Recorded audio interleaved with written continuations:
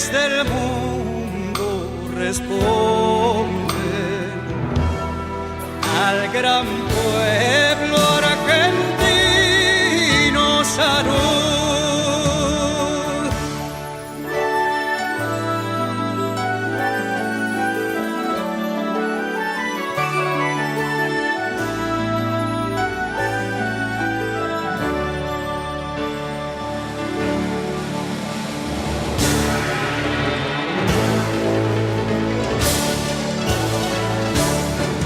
Sean eternos los laureles que supimos conseguir, que supimos conseguir,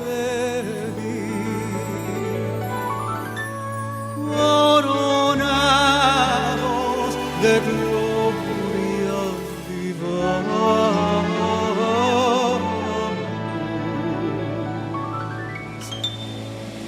Oh, juremos con gloria morir, oh, juremos con gloria morir, oh, juremos con gloria morir.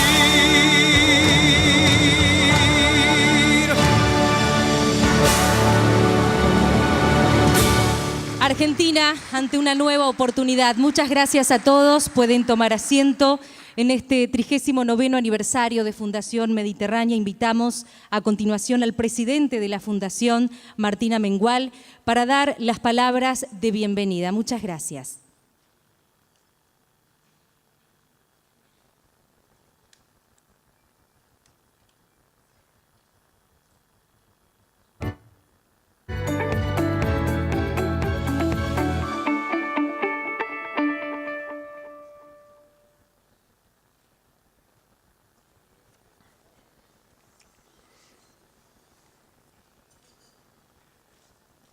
Muy buenos días a todos bienvenidos a este 39º aniversario de la Fundación Mediterránea. Ya van muchos años, muy próximos ya a las 4 décadas, de una institución que nació para servir a la sociedad. Y así hemos tratado de hacerlo durante todos estos años que han transcurrido.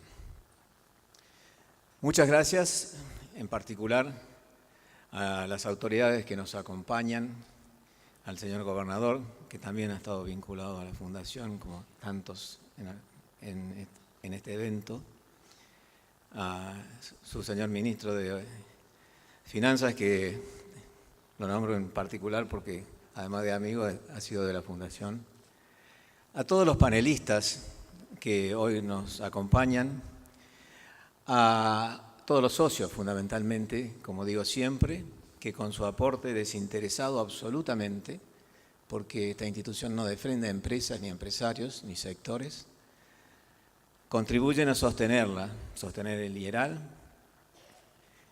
a esta institución que depende de la Fundación, conformada por 36 economistas distribuidos a lo largo y ancho de Argentina. Es decir, que somos una de las pocas instituciones de Argentina de este tipo que no solamente mira las estadísticas, sino que pisamos y sentimos todo el suelo argentino.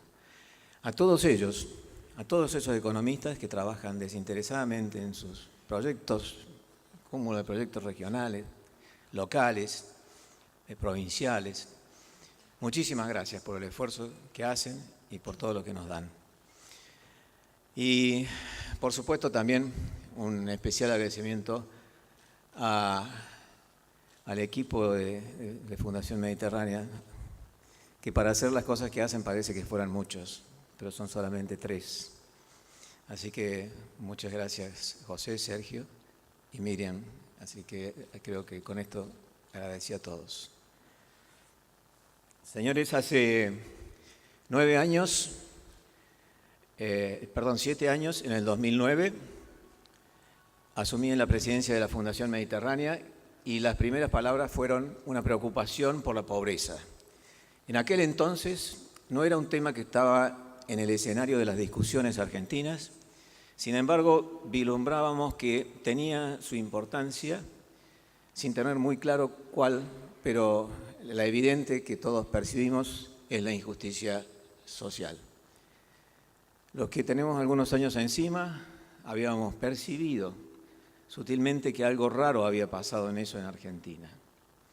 Así que ahí empezamos a trabajar con el IERAL y realmente descubrimos algo que era insólito, que no hubiera estado siempre en los escritorios de todos, que era que el INDEC, institución creíble hasta aquel entonces, tenía un índice de pobreza que había empezado a publicar en el año 68. Y hasta el 2009 más o menos era creíble, pero siempre fue una institución muy creíble, como espero que lo siga siendo de ahora en adelante. Y sorpresa nuestra, encontramos que en el año 68 ese primer índice era del 3,7%. Es la pobreza de Estados Unidos. Y uno se va siguiendo la evolución de ese índice más allá de las coyunturas tan sincrónicas que tenemos. En realidad, lo real es que al 2000, o sea, 32 años después, al 2000, no digo 2002, la pobreza había llegado al 30%. Abrimos un periodo de inclusión, donde se habló de inclusión en la Argentina y seguimos en el 30%. Es decir que en estos últimos 46 años lo que hicimos definitivamente fue construir pobreza y consolidar la pobreza. Mirando esos índices descubrimos que había un interesante camino de investigación. Y ese interesante camino de investigación lo llamamos propuesta de una Argentina productiva, competitiva y federal. En principio, era importante preguntarse qué sucedió. ¿Cómo puede un país tener la negligencia, la irresponsabilidad de pasar 30 años creciendo paulatinamente su pobreza sin reaccionar? Algo había pasado. Entonces, evidentemente ahí hay una explicación. Nosotros pensamos que hasta el 70 Argentina había comenzado un periodo de recuperación en donde su economía cerrada, que obviamente trae un atraso tecnológico, había permitido en contrapartida generar una sociedad medianamente justa. Y creo que desde ahí en adelante una combinación de un acto quizás irresponsable de haberse querido abrir a la globalización en forma desprevenida o sin estar preparado, como gobiernos que no tenían muy claros sus objetivos, hicieron que esta pobreza fuera creciendo y creciendo, con la destrucción paralela que obviamente resultó de la pérdida del empleo de calidad. Evidentemente esta pobreza es consecuencia de la pérdida del empleo de calidad que tuvo Argentina. No hay otra explicación. Y esa pérdida de empleo de calidad, a mi modo de ver, es por haber entendido que abrirse al mundo es una cosa muy simple, y no lo es. Hay que estar muy preparado. Es como querer subir al ring a pelear con Cassius Clay con una semana de entrenamiento. Señores, eso si lo queremos volver a hacer, cosa que lo tenemos que volver a hacer, hay que hacerlo inteligente y responsablemente. Fíjense ustedes, cuando hablo del empleo, ¿qué es lo que pasó? Hoy somos 40 millones de habitantes, de los cuales deberíamos ser 20 millones activos, pero somos 18 perdón. De esos 18 millones, 3,2 son empleos públicos, 15 millones son empleos activos privados. ¿Cuál es el problema? ¿Los empleos públicos o los empleos privados? Los empleos públicos, en realidad, 3,2 millones son un poco excesivos, pero si uno compara esta cifra con países similares, es decir, similares en cuanto a que son federales, similares a que tienen una educación pública como la nuestra, amplia, el número no es tan excesivo. Creo que centralmente ahí el problema está en que tenemos que lograr que el sector público deje de ser una traba para la producción. Lamentablemente se ha ido generando una red de burocracia en todo el sector público nacional que ha hecho perder todavía más calidad y competitividad al sector privado. Y creo que es en eso fundamentalmente lo que hay que trabajar en el sector público. El problema central está en que de los 15 millones de activos que estamos en el sector privado, solamente 7,5 están en el sector formal. En el sector formal significa que son los que pagan impuestos y pagan sus cargas previsionales. Y pretender que 7,5 millones con sus impuestos y sus cargas previsionales puedan sostener un Estado que quiera darle educación, salud, seguridad y administración a 40 millones, no cierran los números fiscales, ni van a cerrar los números fiscales, por más que sigan deformando los impuestos federales o nacionales o provinciales. El problema está en que cómo hacemos para generar en Argentina una economía de empleo, una economía que genere empleo, genere trabajo, no solamente empleo, con suficiente productividad y rentabilidad para entrar en la formalidad. Este es un enorme desafío. Pero lo más importante que nada es tener absolutamente claro que ese es el verdadero desafío. Porque es ahí donde está la riqueza de las naciones. Los podría abrumar a números exactos, pero voy a hacer solamente ejemplos. Hablamos de la importancia del petróleo y de la importancia del gas, de la energía. Señores, toda la energía que nosotros necesitaríamos para producir no nos mueven mucho el amperímetro, sino como subsiste Chile o Uruguay. ¿Por qué pensamos que la riqueza puede estar en todos los granos? Cuando Corea, Nueva Zelanda, Finlandia, Dinamarca nos duplican, triplican y cuatruplican en el poder adquisitivo, en el Producto Bruto per cápita. 4 veces más. En el caso de Dinamarca, por ejemplo, no tiene nada. No tiene un grano de soja, no tiene un litro de petróleo, no tiene un metro cúbico de gas, no tiene absolutamente nada.